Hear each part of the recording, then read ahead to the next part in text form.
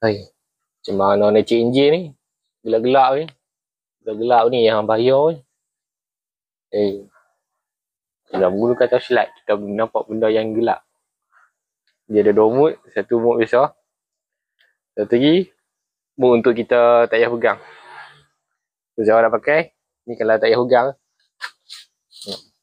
Tengok, tak payah pegang, lepas tu ni. Satu ni kita nak suluh lah. Pakai bateri lah, orang tanya. Tak payah pakai bateri. Ni orang bagi charger sekali lah. Tengok, murah yang ni. Nak tahu beli kat mana? Ni dia punya stiker. Pandai-pandai cari je stiker dia.